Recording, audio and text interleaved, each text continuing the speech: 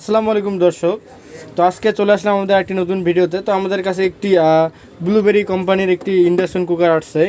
তো এটার প্রবলেম হইলো এটাতে E0 শো করে। যদি আমরা এটা পাওয়ার দিই এখানে, তো পাওয়ার দেওয়ার সঙ্গে সঙ্গে 1 মিনিট। তো এখানে পাওয়ার দিলাম। এখন আমরা যে অনে চাপ দেই তাহলে অন আসতেছে।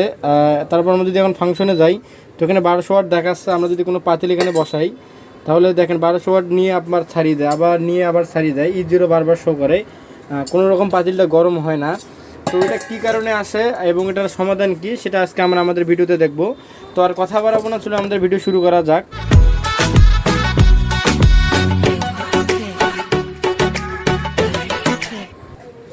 তো প্রথমত আমরা এটা খুলে নেব। তো এটা খোলার জন্য পিছনে 6টা স্ক্রু ছিল, তো আমরা স্ক্রুগুলো অলরেডি খুলে রাখছি। তো এটা হলো আপনাদের বাটন কিবোর্ড। তো বাটন কিবোর্ডে আমাদের এখানে কোনো কাজ নাই, এই জন্য আমরা এটা সরে রাখলাম। এখন আমাদের যে কয়েলের উপর যে নাটগুলো আছে সেটা সুন্দর করে আমরা খুলে নেব।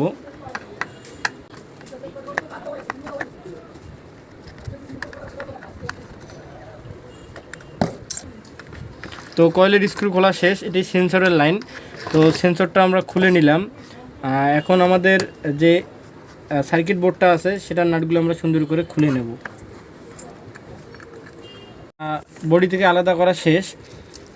তো এখন এটার আগে আমাদের প্রবলেমটা জানতে হবে। এটার প্রবলেমটা হলো আপনার E0 যে প্রবলেমটা আছে, E0 কি E1 যে প্রবলেমটা, এটা তো এটা কোন কারণে আসে সেটা আগে জানতে হবে। আমি আগে বলেছিলাম যে ডায়োগ্রাম, তো আসলে আমি ডায়োগ্রাম কাউকে দেখাই না, কারণ ডায়োগ্রামে যারা নতুন কাজ শিখতেছে তারা অনেকেই বোঝে না। যখন আমিও নতুন কাজ শিখছিলাম অনেক ইউটিউবারের আমি ডায়োগ্রাম দেখছিলাম, তো আমার মাথায় ঢোকে না যে আসলে ডায়োগ্রাম কী জিনিস। তো এই জন্য আমরা কোনো রকম ডায়োগ্রাম দেখি না আমাদের ভিডিওতে। তো আপনারা যদি আমাদের ডায়োগ্রাম দেখতে চান তাহলে অবশ্যই আমাদের কমেন্টে জানাবেন, আমি তাদেরকে স্পেশালভাবে ডায়োগ্রাম পাঠাবো। আর এটার প্রবলেমের সমাধান কি সেটাও এখন আমরা দেখব। তো এটার দুইটি কারণ আছে। কারণ নম্বর হলো যে আমাদের যে আইজিবিটির যে মেটাল যে গেটটা আছে, যে আউটপুট গেটটা আছে, সেই আউটপুট গেট দিয়ে একটি আপনার রেজিস্টার এখানে ব্যবহার হয়ে আপনার আইসিতে যায়, অর্থাৎ আপনার যে সেন্সরের আইসিটা আছে সেন্সরের দিকে যায়।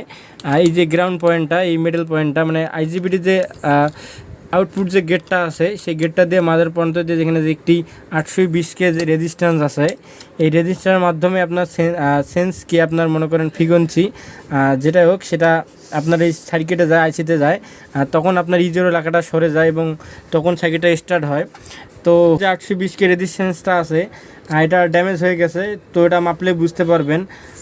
একটি কমন সমস্যা আছে যে আমাদের এখানে যে ক্যাপাসিটার ব্যবহার করা আছে তিনটা, একটি হলো ইনপুট ক্যাপাসিটার 2.5 মাইক্রোফ্যারাড, আপনার একটি হলো আপনার ক্যাপাসিটার 5 মাইক্রোফ্যারাড এবং একটি হলো 0.3 মাইক্রোফ্যারাড ক্যাপাসিটার আউটপুট। তো আমাদের যে E0 প্রবলেমটা এটা আসে আপনার হয়তো আপনার এই 820K রেজিস্টার দ্বারা, নয়তো বা আপনাদের যে 5 মাইক্রোফ্যারাড যে রেজিস্টার 5 মাইক্রোফ্যারাড যে ক্যাপাসিটারটা আছে সেটার জন্য আসে। তো ফার্স্টে আমরা ক্যাপাসিটিটা খুলে দেখব। তো এর আগে কোনো ক্যাপাসিটিটা খোলা হয়নি, এখন আমরা এটা খুলে দেখব যে আসলে আমাদের ক্যাপাসিটিটা কোনো রকম ড্যামেজ হয়েছে কিনা। যদি ড্যামেজ হয়ে থাকে তাহলে এই প্রবলেমটা আসবে। তো এখানে দেখেন আমাদের যে ক্যাপাসিটারটা আছে এটা কোনো রকম আমাকে ড্যামেজ বোঝা যাচ্ছে না, জাস্ট মনে হচ্ছে সাধারণত অল্প একটু ফুলছে, বাট এটা ড্যামেজ হয় নাই। যদি এটা ড্যামেজ হতো তাহলে এই জিনিসটা বেশি ফোলা দেখাইতো। তো আমাদের প্রথম ধাপটা কমপ্লিট। তো আমাদের প্রথম ধাপে কোনো আমরা সমস্যা পাই নাই। এখন আমরা ডাইরেক্ট আমাদের যে 820K রেজিস্ট্যান্সটা আছে এটা খুলে ফেল দেবো।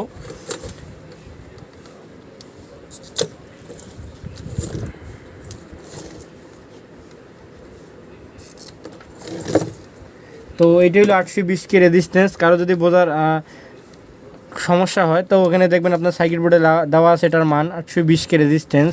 তো এটা আমরা এখন চেস করব।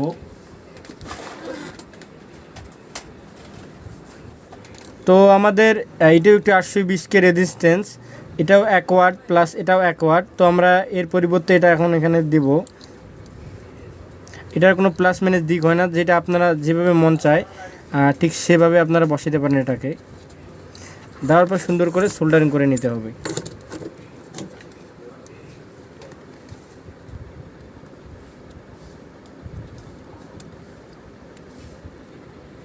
তো আমাদের যে 5 মেগাওয়াট আমরা ক্যাপাসিটরটা খুলেছিলাম সার্কিট বোর্ড থেকে, তো এটা যেহেতু ভালো আছে, তো এটা আমরা আবার আমাদের যেভাবে খুলেছিলাম সেভাবে আমরা এটা বসে নেব।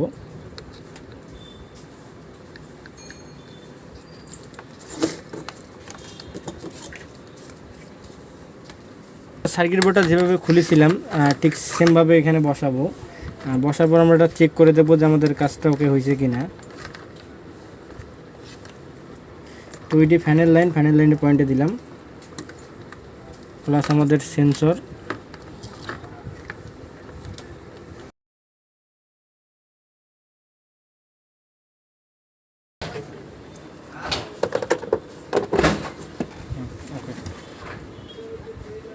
তো আমাদের একদম ইন্ডাকশন ফিটিং করা কমপ্লিট। এখন আমরা আবার চেক দিয়ে দেখব। তো আমরা প্রথমে এটা পাওয়ার দিলাম,